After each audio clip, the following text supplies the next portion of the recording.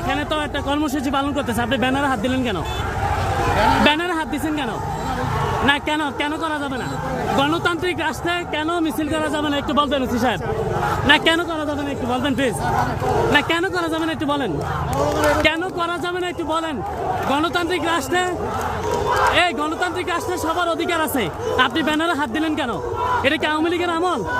এটা কি আওয়ামী লীগের আমল? এটা কি আওয়ামী লীগের আমল ভাই? এটা কি আওয়ামী লীগের আমল? মিছিল থামাই দিত।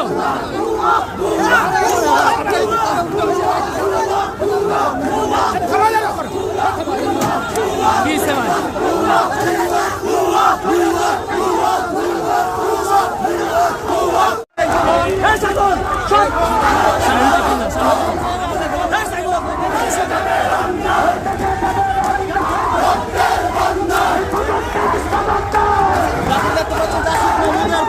পদত্যাগের দাবিতে বৈষম্য বিরোধী ছাত্র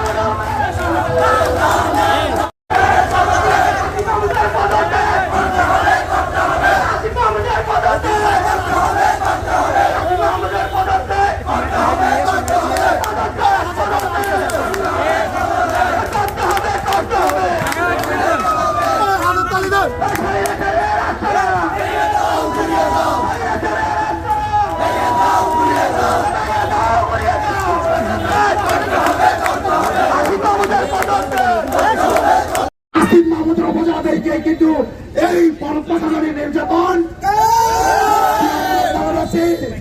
আমরা এই গণঅভ্যুত্থানে একটি আঘাত আনতে বলে আমরা সকল কথা বলতে চাই না।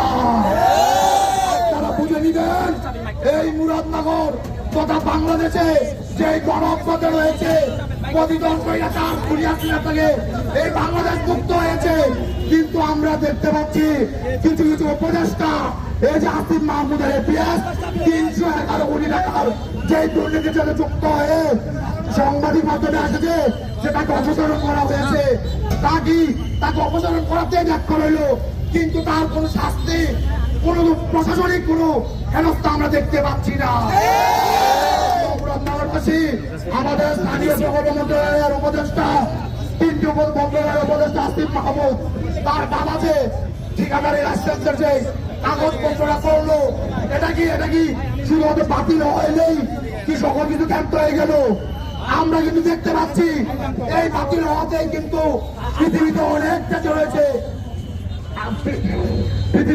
দেশ রয়েছে, মন্ত্রিত্বের আত্মীয় স্বজন দ্বারা যদি কোনো লাইসেন্স করা হয় তাদের মন্ত্রিত্ব চলে যায়। কিন্তু আমরা দেখতে পাচ্ছি এই কেমন বাংলাদেশ, তারা বলে ফেসবুকে পোস্ট করে দিয়েছে, আরে ভাই ফেসবুকে পোস্ট তো হাসিনা আমল হয়েছে, এখন তো আমরা নতুন বাংলাদেশ।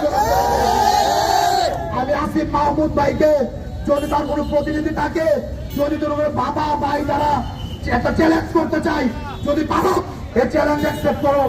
আমাদের উপর 3 তারিখ 3 আগস্ট 4 আগস্ট যারা বাসকায় কোম্পানিগঞ্জ লাড়ি রামদানি আক্রমণ করেছে তাদের সিসি ক্যামেরা ভিডিও আমাদের কাছে রয়েছে, এবং বিজয়ের পরে উপদেষ্টা মহোদয়ের বাবা আইমিন আসিফ মাহমুদের বাবার সাথে যে তারা দফায় দফায় মিটিং করেছে ওই ভিডিও ফুটেজ এবং ছবি আমাদের কাছে রয়েছে। বলবো আমি বলবো পারলে চ্যালেঞ্জ অ্যাকসেপ্ট করে দেখান। আপনার সব সাহস থাকবে, আপনি চ্যালেঞ্জ অ্যাকসেপ্ট করে দেখান যে আপনার বাবার সাথে তারা দেখা করেনি, মিটিং করেনি, কোনো মুরাদনগর নিয়ে ষড়যন্ত্র করেনি। প্রিয় মুরাদনগরবাসী, আপনারা সবাই জানেন মুরাদনগরে একটি প্রত্যেকটি জায়গায় যে আন্দোলন সংগঠিত হয়েছিল, এই যে পতিত যে আসিফ মাহমুদের ছত্রছায়ায় যে বৈষম্য বিরোধী ছাত্র আন্দোলন কমিটি হয়েছে, ওই কমিটির আহ্বায়ক ওবায়দুল্লাহ মুরাদনগর তো নয় তথা কুমিল্লার জেলায় কোথায় আন্দোলন করেছে একটি মাত্র প্রমাণ দেবে, তাকে আমরা মেনে নেব। কিন্তু নিয়ম অনুযায়ী তো সে মুরাদনগর তো নয়, বাংলাদেশের কোথাও আন্দোলন করেনি, সরি কুমিল্লা কোথাও আন্দোলন করেনি, বাংলাদেশে হয়তোবা ডাকাতে করেছে, তর্কের খাতিরে আমরা তা মেনে নিলাম, কিন্তু সে তো মুরাদনগর উপজেলা আহ্বায়ক হতে পারে না। আমরা বিজয়ের পর 3-4 মাস মুরাদনগরবাসী চিনত না।